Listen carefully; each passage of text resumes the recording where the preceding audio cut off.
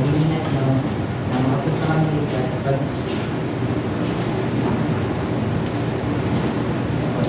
yes, brother. Salamat sa pag-ingat na nakapot kami at pag nalimayan ko ng resort ko. Minahangin ko sa nabalor sa matutunan namin dito na share ko namin sa araw-araw ko. Jesus name ko. Amen. Ang title po natin dito sa devotion ko is ano po, grabe, bigay ko. Yun ang tawag is title, pero iba yung theme niya. Ito, grabe. Bigay ito. Sabi po sa 2 Corinthians chapter 9 verse 7.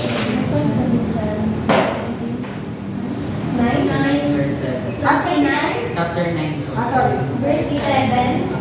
Ay, verse 7. 2 Corinthians. Verse 7. Ang bawat isa ay dapat magbigay ayon sa kanyang siya. Maluwag sa loob at hindi nakikilitan lang. Sapagkat inibig ng Diyos ang nagbibigay ng may kagala.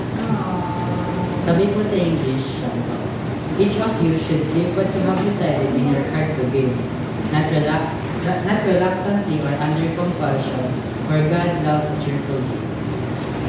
A cheerful giver po.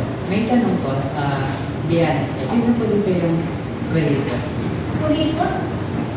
Matipid. Ayoko na kuripot. Matipid. Matipid po. Matipid ako. Madalas. Yung Ano ano po, madalas? na-experience na po ba natin yung sa kanyari po tayo, halimbawa pa tayo magkakaibigan. May mga kaibigan po tayo pag may pagkain sila, ilalabo po nila kasi alam nila natin po. Na-experience na po ba natin? Ano yan? May pagkain ka daw sa pasalan ng mga kaibigan mo kasi Itatago mo. Ah! Na-experience na po ba natin yung Parang ano na. Or kaya po may nag-chat po sa atin na asking for help po, tapos hindi po natin pinansin.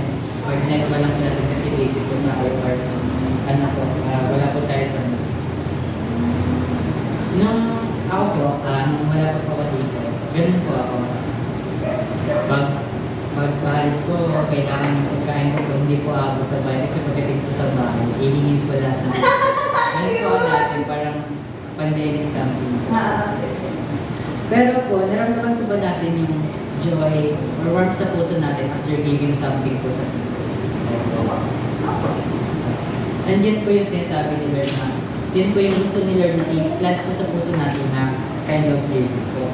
Yung hindi po pilitan, hindi po yung bigil po tayo, kumbaga po, pusang loob po at masaya po tayo na binigay po natin yun. And minsan kasi po, inisip po natin na ay wala akong pera, paano ako magiging generous na ibibigay ko? Pero yung real talk po, giving is not just about money po. Giving is more than money po. Giving our time, giving our time, attention, kindness to others po. Dahil sa panahon po ngayon, marami na po tayo distraction. Ang daming dahilan para hindi pa tayo tumulong. Halimbawa po na busy ako, pagod ako, wala ako sa mood or labat ako. Pero po, minsan po mas kailangan po natin piliin. Piliin natin palagi ang pagiging generous po. Dahil sabi ko sa 2 Corinthians po yung, yun lang po yung verse na. Yung cheerful giver daw. Sabi ko ba?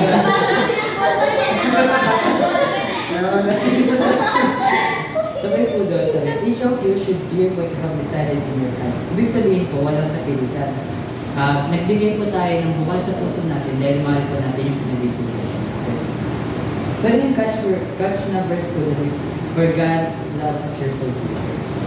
Parang ang saya po pakinggan na si Lord po is natutuwa kapag nagbibigay tayo kahit maliit na bagay lang po.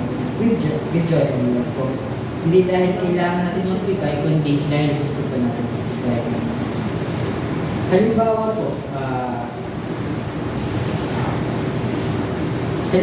po, example po, cheerful giver po ba tawag dito? Ako po may pagkain ako. Meron po akong donut na buo at meron akong donut na kinakain ko. Okay, sige, go. And nakakita ako ng isang kaibigan. Sabi ni kay Nico, ano, cheerful giver, kailangan magbigay ako. Siguro kahit ibigay ko itong kinagatan ko, okay lang. Cheerful giver ko ba yan? Tama po. Kasi imagine po natin si Lord nakatingin po sa atin, proud and smiling kasi po, we choose to bless someone kahit sa mga simpleng bagay po. And that's powerful po. Yung mga nag-call lang po sa atin minsan, nag-call po sa atin is, paano naman ako? Wala akong pera, wala akong sa ano ibibigay ko. Ay, ayaw akong magbigay, baka gustuin lang ako. Or, wala namang nakakita sa yung effort ko, magbibigay ako. But, ang totoo po is, God is everything po. God honors the little things we give with love, hindi sayang, hindi mali, hindi unnoticed po. Alam niyo po yung kwento ng sa Bible po sa ang pagkaloob ng Biyuda po, yung sa Mark chapter 12 verse 41 to 44. Mark chapter 12 verse 41 to 44.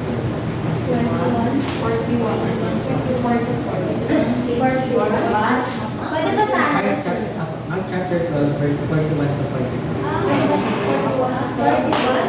Now po si Jesus sa tapat ng hulugan ng mga kaloob sa templo at tinagmasdan ang mga nahulog ng salapi. Napansin niya maraming mayayaman ang nagpuhulog ng malalaking mata. 42. Lumapit naman ang isang biyudang mukha at nagpuhulog ng dalawang salaping puso. 43. Tinawag ni Jesus ang kanyang mga alagad at sinabi sa kanila, sinabi ko po sa inyo ang umihandog ng biyudang iyon na higit na marami kaysa sa inyo na hulog nilang lahat. 44. Sapagkat ang lahat ay nagkaroon ng bahagi lamang ng kanilang kayamanan, ngunit ang binigay ng babaeng iyon, bagamat siya ay dukha, ay ang buon niyang kinabubuhay. Ganun po. Tayo po, sa pagbibigay po, hindi po kailangan natin magbigay ng sobra lang po natin. Kailangan po magbigay po tayo ng buwan sa puso natin. Dahil alam po natin na para naman po ito sa kabubuti ng we don't need the wallet po to be generous po. We just need mag-pray ka lang po para sa iba po. It's kind of giving na po na pagbibigay po ng sharing ng word of God is giving din po. Kasi you give the blessing na pinagkaloob sa ng Panginoon na mapunta sa iba po. And message our pastors and youth leaders po, just say thank you po. Appreciating them po. Yun po. And pagtulong po sa mga gawain sa bahay at hindi po ikutan. O yung pag-decide ng mga natis, yung pagpupusan gawain. May nakita po sa online ko na quote po, sabi ko po, you can give without loving, but you can't love without giving po. But you can love without giving. You can give without loving. You can give without loving, but you can't love without giving.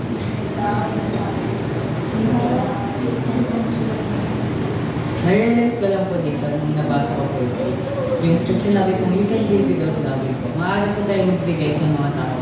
Hindi natin kakilala, hindi ko sila naman. Kung baga po, nagbibigay ko tayo dahil sa guilt or obligation po natin. But you can't love without giving po. Yun nga po yung pag hindi po natin kayang magbigay, hindi po natin kaya magmahal sa tao at you can't love without giving po. Gaya po ng Panginoon sa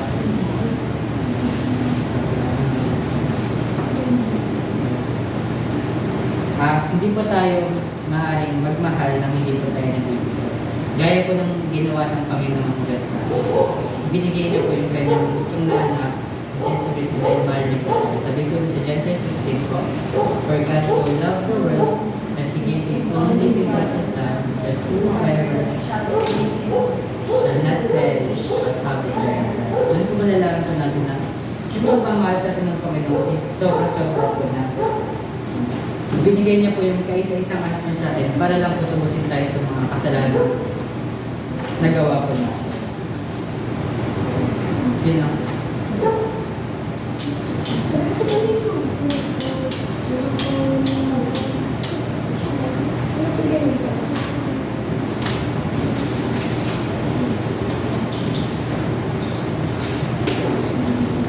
So yung, katulad sabi ko dito, Genesis 3:16, ano yung first action word doon?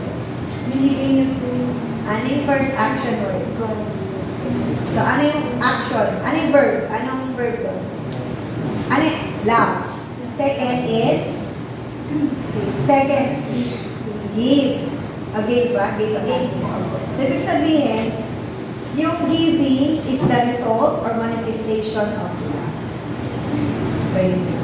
So, pag oras ng offering, di ba binabanggit yung verse mo na yung sinabi mo sa amin sa 2 Corinthians, binabanggit yan na nagsasabi. So, bilang tayo, natuwa nga ako eh, ikaw yung may malakas naman about giving. Na hindi limited tayo for giving na monetary or, yun na, monetary, but rather all sorts of giving. From material, from health, yan. So, sa oras ng offering, bilang mga mahal natin ang Panginoon, kahit 5 piso yan, sa palagay nyo, malulugod ang Panginoon pag inuhulog natin 5 piso sa offering basket. So, nawa sa sinari ko yan dito, hindi tayo iiwas sa offering basket tomorrow. Doesn't require ni Lord, kahit piso yan. But Lord, alam naman ni Lord, may estudyante tayo.